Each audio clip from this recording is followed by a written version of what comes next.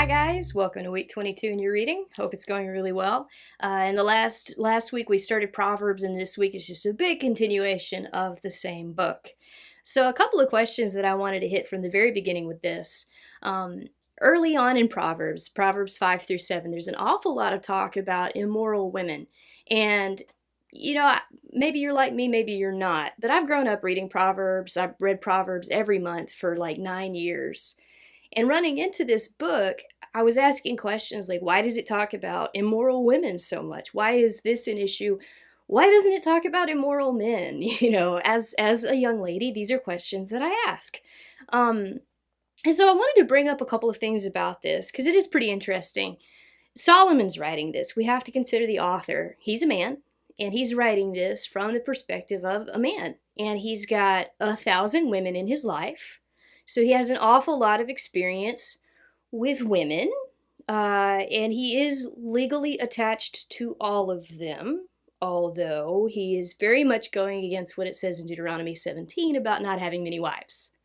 So he has quite a lot of perspective about just men and women and relationships in general. And his audience, as stated in chapter 1, is primarily young men, because he talks about how Proverbs is to give a young man wisdom, knowledge, discretion, all of those kinds of things. So he is addressing young men. If you look, it's signaled several times through the story where he says, "Listen, my son, hear this, my son." And so he's talking to young men, and these are his audience. He's well aware that, especially as a king, the young men he's talking to are probably rich and have a lot of resources and are very attractive to sort of predatory ladies who see them as an opportunity to get money or power or status. And so he's saying, be a young man, you have wisdom. Have a lot of wisdom. Someone comes up to you, they're attracted to you. Some lady says, I've gone to the temple, I've done my stuff, I've been religious, I've perfumed my bed, my husband's far away on a journey. Come be with me. Solomon says, ask some questions about that. Think a little about that. Here's this lady, she's pretending she's all into you. Think a little bit about that. Why would she be doing it? What kind of a person is she? And what are the consequences of your actions? So it is actually a rather interesting thing, because Solomon here in Proverbs is telling young men, watch over your sexuality. Be chaste people. Be careful with what you do with your own body, and with what you do with your heart, and with what you do with your ears, because these people are going to come and they're going to speak flattering words to deceive you, and you need to be thinking critically about what's going on. And so I do think it's rather important, because a lot of times we look, especially in our world today, one of the great criticisms of the Bible that people have is that it's very much not really fair towards women, or it makes a big deal out of like women being chaste with laws in Deuteronomy about like a lady's virginity and showing proof of that, but it really doesn't do anything for men. But here we have several chapters that are specifically addressed to young men, that our culture often views them as just sort of animals, that they can't really control themselves, and that boys will be boys, they get to do what they want to do. And Proverbs here is saying, actually, no, that's not the case, and you need to be a wise person and think about other people's motives, think about the consequences of your actions, think about how you're going to hurt someone else by doing this, and how you're going to hurt yourself. So it is very interesting that the Bible actually does include this specifically toward young men. Another one that comes up early in Proverbs 8 through 9. There is a lot of talk about wisdom, and wisdom is personified as a woman. And there are scholars that will say that actually what's going on here is that this is a remnant of a polytheistic culture before the Israelite religion evolved to become monotheistic, because that's a very fashionable thing to say in scholarly circles. And so that this wisdom, this chokmah, is actually a goddess that's been brought forward, and that's why she's personified. I think that comes from a couple of different places. One, I think that maybe critical scholars in some of these cases are so delighted with their own ideas that they're not really good at understanding that this is a metaphor. And I think a second thing that they're doing is perhaps saying, someone from 3,000 years ago maybe didn't have a good handle on metaphors. And that's a historical and cultural chauvinism that we as people we can't hold to that kind of thing when we read the Bible, because that's saying that in my time, in my culture, in my history, we obviously know better than all of these poor, benighted people who don't have access to all of the resources and education that we have. And here is, this writer. He's the wisest person on all the earth. Of course he can figure out what a metaphor is. And so I think for us as Christians today, it says, let's be a little humble and let's say, okay, my culture has an awful lot of technology. It has an awful lot of good stuff. But that doesn't give me the ability to say, oh, all of these people were totally unsophisticated in their thoughts. That's a chauvinism of the highest order, of saying my culture is better, I know better. And we really can't approach the Bible that way. We have to be humble.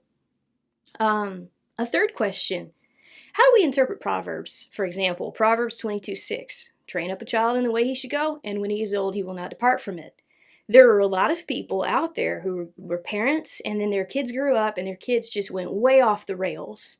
And they look at a verse like this and say, what do I do with this? I trained my child the best I could, and he's gone off the rails. And so, does that mean I was a terrible parent?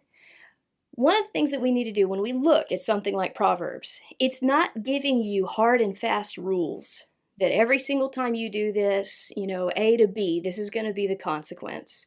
What it's giving you is a proverb. A proverb is a phrase that imparts wisdom. It's a general principle for life, and it's not necessarily a hard and fast rule that A must equal B.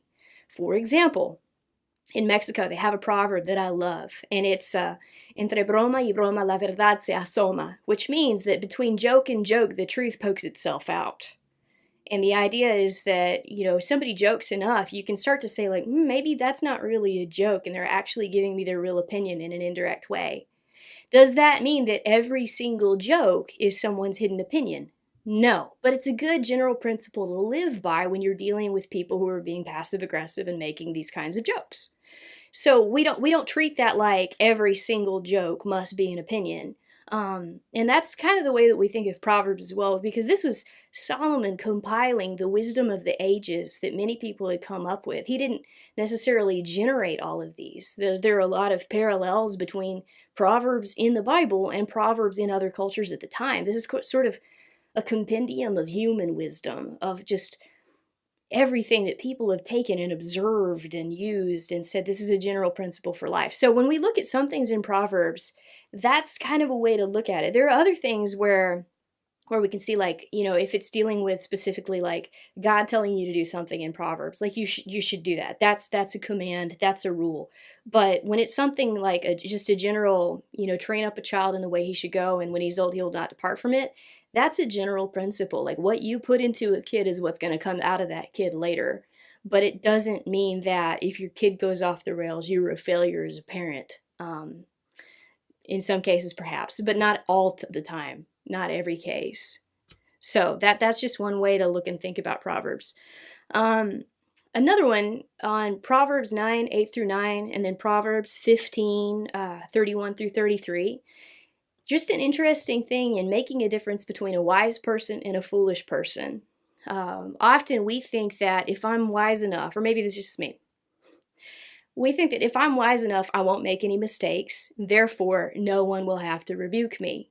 And if I'm a wise person and you rebuke me, then you must be in the wrong, I get angry, all that kind of thing. What we see here in Proverbs is it talks about how if you rebuke a wise man, he will love you. If you correct someone who is already intelligent, they will appreciate what you're doing for them. And in Proverbs 15, it talks about how he who disdains instruction despises his own soul, and he who heeds rebuke gets understanding. So the difference between a wise person and a foolish person is not that a wise person just does the right thing all the time perfectly and never needs to be rebuked. The difference is their response to rebuke. You can rebuke a fool or you can rebuke a wise man. A wise man will recognize the blessing behind your rebuke and love you for it because you're seeking their best in their life. So that's free. Also, another question, why does the reading at this point only go up through Proverbs 24 and it kind of cuts off? So what's going on there? This may be a bit of a basic question, but I imagine there are some people who are wondering.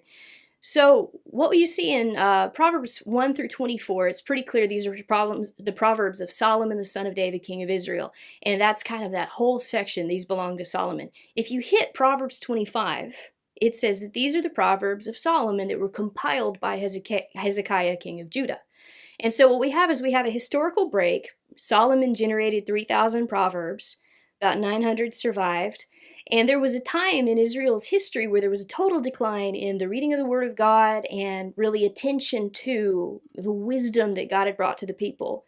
And so by the time you get to Hezekiah, his people actually spend quite a lot of time recompiling scriptures. So they compile a group of Proverbs, they compile a group of Psalms, and you actually see some Psalms that are generated from this time as well.